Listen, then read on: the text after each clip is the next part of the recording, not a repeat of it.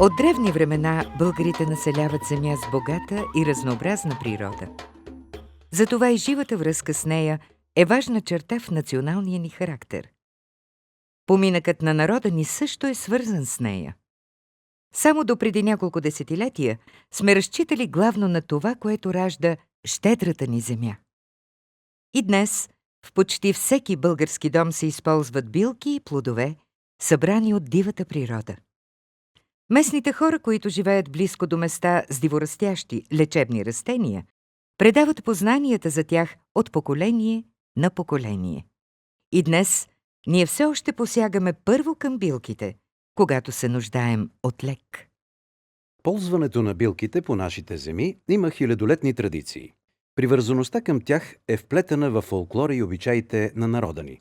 Празниците, народните песни и приказки, дори и имената на децата ни са почерпани от природата. В календара ни има празник на билките – Еньовден, на 24 юни. Смята се, че на този ден билките имат най-голяма лечебна сила, особено при изгрев слънце. България притежава изключителни ресурси от местни видове лечебни растения с разнообразно и високо съдържание на биологично активни вещества. С десетки пъти по-малка територия от тази на Индия и Китай, пропорционално на площта си, страната ни ги превъзхожда по количества износ на билки годишно. Това се дължи на благоприятните климатични и почвени условия, които имаме. Лечебни са тези растения, които съдържат лековити вещества. Билките са отделни части или цели лечебни растения, плодове и семена от тях. Свежи или изсушени, те се използват като подправки в козметиката, билколечението, фармацията и промишлеността. При много видове като билки се събират различни части на растението. От копривата, например, се ползват листа, стръкове и корени. Лечебните растения имат важна роля в природата. Някои, като бреза, липа, бял бор, синя хвойна, черна боровинка, драка, шипка, смрадлика, преобладават в състава на гори и хръсталаци и придават облика им. Голяма част от плодовете и семената на лечебните видове, като малина, боровинка, дива ягода, леска, са храна за дивите животни. В България виреят около 4100 вида висши растения. 770 са лечебни. Около 200 от тях се ползват в големи количества за търговия и преработка. Над 60 вида лечебни растения са забранени за събиране от Закона за биологичното разнообразие. Има видове под специален режим на ползване и за тях ежегодно се определят максимални количества разрешени за ползване.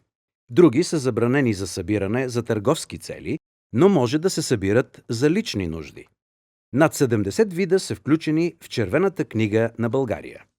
Един от най-успешните подходи за опазване на местообитания и находища на лечебни растения е обявяването на защитени територии. В тях се прилагат мерки и ограничения за ползване.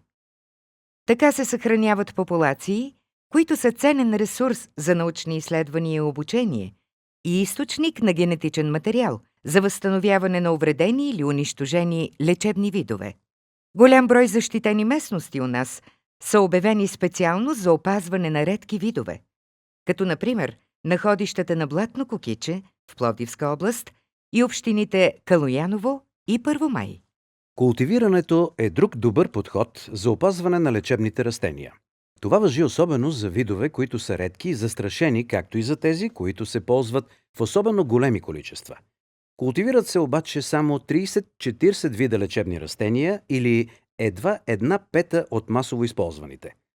В най-големи количества се отглеждат кориандър, лавандула, маслодайна роза, маточина, мента. Заплахите за лечебните растения са различни и често съчетават няколко отрицателни фактора. Повечето са последица от човешката дейност и водят до намаляване на запасите от определен вид растение. Така някои видове стават редки и изчезват.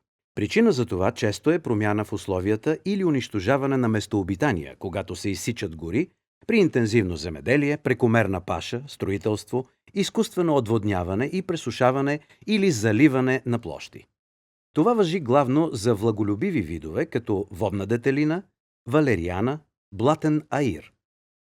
Разораването и разчистването на поляни и пасища застрашават видове като гол сладник и лечебна иглика. Масовото или неправилно събиране на корени, цели растения или кори от дървета застрашава видове като венерин косъм, кукиче и тинтява.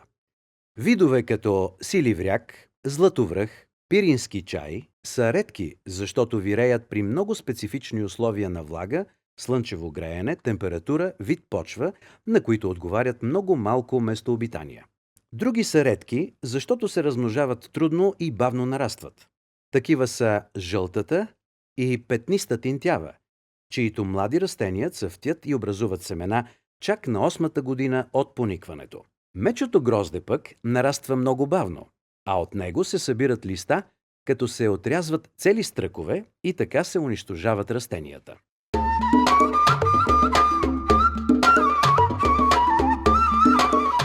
Дори и най-широко разпространените видове може бързо да намалеят и станат уязвими при масово ползване. Затова събирането трябва да се извършва от подготвени берачи, при спазване на правилата, с които искаме да ви запознаем. Неслучайно България е единствената страна в Европейския съюз, която има специализиран закон за лечебните растения. Ние сме на първо място в Европа и на едно от първите места в света по износ на суровини от лечебни растения. Хиляди семейства в райони богати на лечебни растения, но без сигурно препитание, разчитат на приходите от събиране, продаване и изкупуване на билки. Националното ни законодателство определя два вида ползване на лечебни растения от дивата природа. За лични нужди е позволено един човек да събира на ден от 1 до 10 кг свежи билки, в зависимост от частта на растението, която ще ползва. Стопанското ползване в големи количества с цел печалба се извършва само след издадено позволително и заплатена такса. Това става в съответната институция, отговорна за територията, където се намира находището на лечебни растения – община, горско или ловно стопанство, дирекция на национален парк или областна управа. Ако земята е частна, позволително се издава на собственика без такса. Билки за стопански цели могат да се събират само в райони, за които имаме позволително. В резерватите не се събира нито за лични, нито за стопански нужди. Позволителното се издава на физическо лице, берач, или юридическо, билкозаготвител, който организира събиране на билки. Документът определя вида, разрешеното количество, частите на лечебното растение, лист, стрък, цвят, района или конкретното находище, условията за опазването му, начина и срока на ползване, с какви инструменти да се събира и изисквания за хигиена, транспорт и съхранение. Когато позволителното е издадено на билкозаготвител, в него поименно са записани берачите, с които ще работи. Законът определя институциите, които упражняват контрол върху ползването на лечебни растения. Това са органите на Министерствата на околната среда и водите и на земеделието и храните във всеки район. Предвидени са глоби и санкции. Правилата за събиране на билки са регламентирани в наредба номер 2 към закона. Те са важни и за опазването на находищата и за високото качество и цена на събираните билки. Ползваните в най-големи количества стонове диворастящи билки са цветове от липа, лайка и глок, плодове от шипка, трънка и капина, листа от коприва, глок и капина, стрък от бабини зъби и глухарче, корени от коприва и грамотрън. Растенията не съдържат еднакво количество лечебни вещества по всяко време на годината. Затова събирането на билки трябва да става в определен за всеки вид етап на развитие – поникване, растеж, разпукване на листните и цветни пъпки, цъфтеж, плодоносене. А също и когато количеството биологично активни вещества е най-голямо и лечебните свойства на билката най-силни. Само така можем да получим лековити билки с добро качество и цена. Натрупването на полезните вещества в растенията следва естествените процеси в природата. Всяка година се завърта почти еднакъв цикъл. Според това как се развиват растенията, може да се направи календар за това, кои видове кога растат, цъфтят, плодоносят и се събират. Различните части на едно растение могат да имат различно действие върху живите организми. Затова трябва да се берат по-отделно и по различно време. Например, от лечебна ружа се събират 3 билки – корен, листа и цветове, а от червен глок – листа, цветове и плодове. Законът определя периода и правилата за събиране, за да бъдат билките лековити и качествени. Всички, чието препитание зависи от това, имат полза да ги познават и спазват, защото така ще увеличат приходите си и ще опазят находищата на ценните растения за поколения напред. Събирането на билки започва още през февруари, когато развитието на растенията е в застой. Започва се с това, което е скрито и защитено в земята. Събират се подземни органи – корени, коренища, грудки и луковици. Корените се изкопават и измиват бързо със студена вода, без да киснат в нея.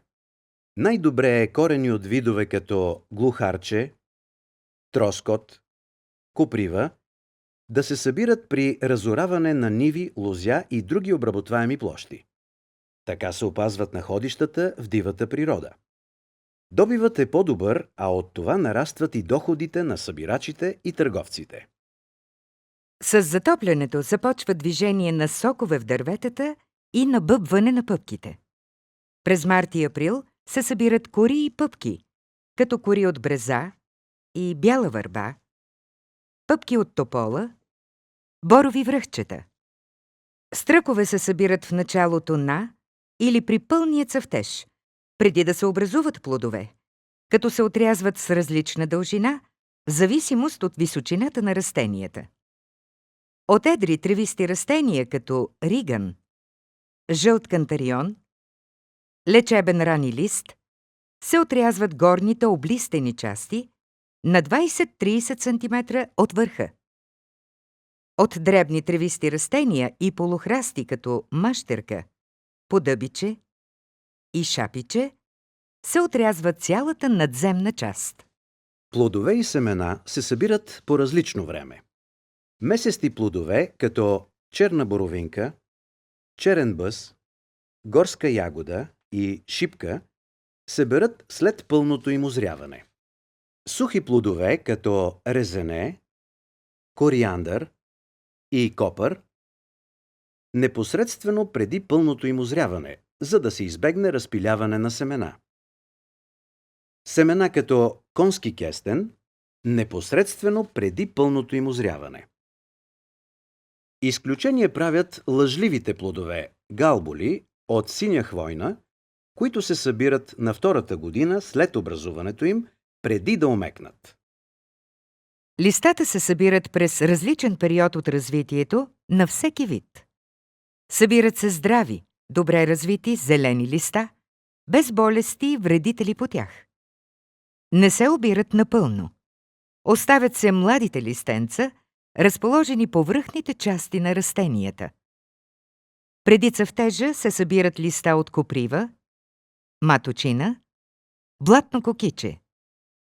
По време на цъфтежа листа от черна боровинка, живовлек, горски слез.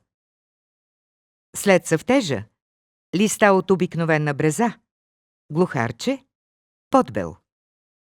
Листата се събират последния начин.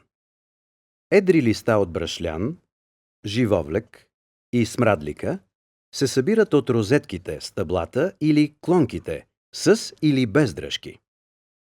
Листа от коприва, маточина и мента се събират, като първо се отрязват целите облистени стъбла и след това се ошмулват.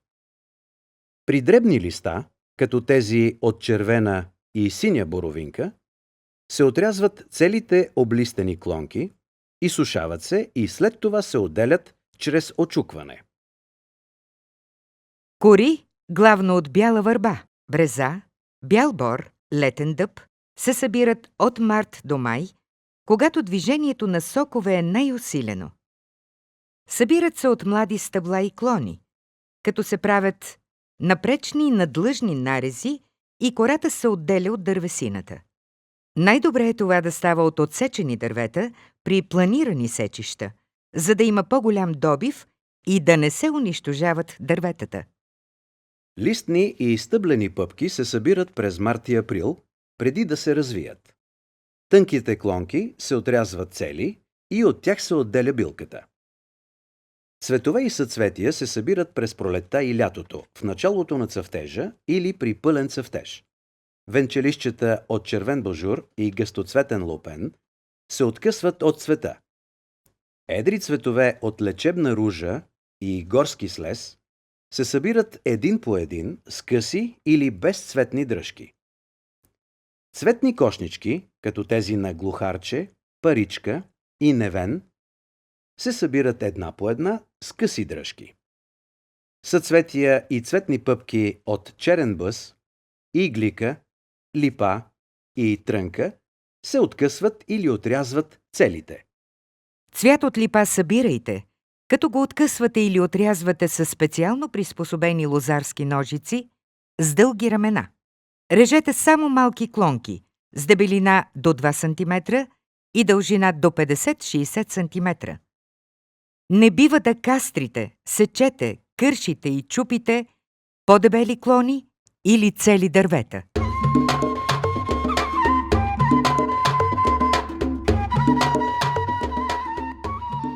Преди да започнете да събирате билки в големи количества, трябва добре да проучите дали има достатъчен запас от лечебните видове, които сте избрали. Водете си записки за мястото. Наблюдавайте възстановяването на растенията и планирайте следващо събиране, така че да не ги застрашите от изчезване. Събирането на билки трябва да става само в плътни находища, за да се възстановят лечебните растения по-лесно. Избягвайте единични и разпръснати растения. Находищата на лечебни растения трябва да се пазят от пожар и да не се замърсяват. Не бива да изкубвате целите растения от почвата. Берете само тези части, които се употребяват като билки – стрък, листа, цветове. Цветовете, плодовете и семената събирайте, без да увреждате другите части. Ако има озрели плодове и семена, ги разпръснете, за да подпомогнете размножаването. Събирането на билки става с подходящи инструменти – търнокоп, мотика, лопата, права лопата, тризъбец, лост. Те се ползват за изкопаване на подземни органи. Режещи инструменти – трион, сърп, нож, ножици, дървен чук. За отделяне на дървесна кора или оронване на галболи. За цвят лайка и плод боровинки – пригодена кутия с гребен. Има изисквания колко най-много от запасите на лечебното растение е разрешено да се събират, в зависимост от това коя част се ползва като билка. Това е важно, за да може находището да се самовъзобнови, растенията да се размножат и да има какво да събираме и през следващите години. Иначе рискуваме да ги унищожим и да останем без приходите, които те ни носят. Най-пестеливо, по-малко от половината могат да се ползват запасите в находищата, когато събираме кори, листни и стъблени пъпки, както и корени, коренища, грудки и луковици от видове, които трудно се възстановяват или растат при специфични условия, като червен божур, обикновен здравец, лечебна иглика, бреза, върба. При цветни пъпки, цветове, съцветия и цветни кошнички, плодове и семена може да събираме до 2/3 от находището. При корени, коренища, грудки и луковици от видове, които лесно се възстановяват, до 2/3. До 2/3 от запасите в находището може да събираме и при листа и стръкове. Находищата на различните растения се оставят в покой за различно време, в зависимост от това, кои части от тях се събират като билки и колко бързо се възстановяват. Периодът на покой е най-малко една и достига до 4, 5 и повече години при видове, които бавно се възстановяват.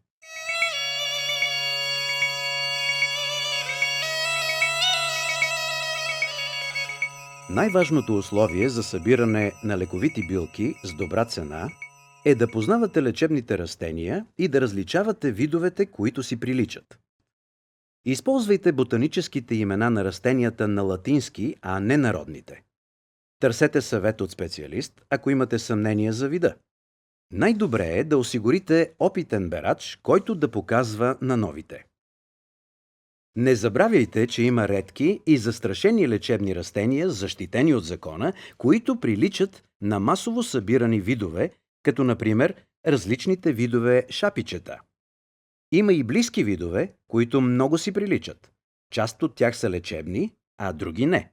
При различните видове хвощ, например, само полският е лечебен, а останалите не са. Има и отровни растения. Всяка грешка може да доведе до сериозни здравословни проблеми. Билки се берат само в сухо и слънчево време, след вдигане на сутрешната роса. Не събирайте при дъжд и след него, освен ако няма да ги употребявате свежи. Иначе, набрани мокри, билките почерняват при сушенето и дори мухлясват. Губят външния си вид, цвят, мирис. Съдържанието на активни вещества в тях пада, а с това и цената им. При всяко излизане берете само от един вид билка и слагайте набраното в един и същи съд. Не бива да смесвате различни видове, особено ако са отровни или ароматни. Билките изискват чистота. Не забравяйте, че от тях се приготвят лекарства, храна, козметика. Берачите са длъжни да поддържат добра лична хигиена. Брането става с чисти ръце. Забранява се на хора с заразни заболявания, отворени рани или кожни инфекции да събират билки. Всичко, което се докосва до билките, трябва да бъде основно почистено. Поддържайте чисти, без ръжда, инструментите и съдовете, използвани при събиране, и ги съхранявайте на места, недостъпни за домашни животни, гризачи и птици. Събирайте билки далеч от града, от оживени пътища, индустриални зони и такива с интензивно земеделие, където се пръска с пестициди, и от места с други замърсители, като животински или битови отпадъци. Набраните билки поставяйте или разстилайте в чисти съдове и пространства, а не на земята. При наличие на бактерии и плесени, билките са негодни за употреба и няма да бъдат изкупени. Събирайте само добре развити, здрави и чисти растения, по които няма болести и паразити. Когато събирате отровни, силно действащи или алергизиращи билки, ползвайте ръкавици и маска за лице. Не си пипайте очите, носа, устата. Преди ядене измивайте грижливо ръцете си. Бременни жени, кърмачки и деца не трябва да събират билки от отровни, силно действащи и алергизиращи растения.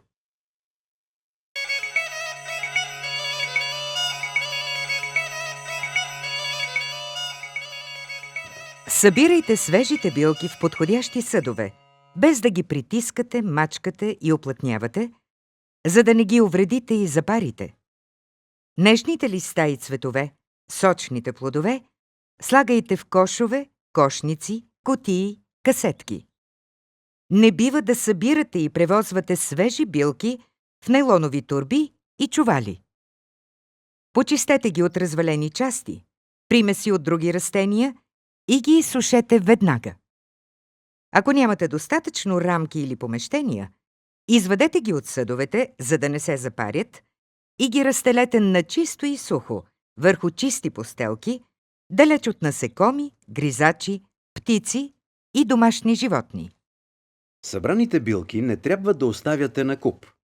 Пазете ги от замърсяване с пръст, пясък, камъни, пера, сламки и други.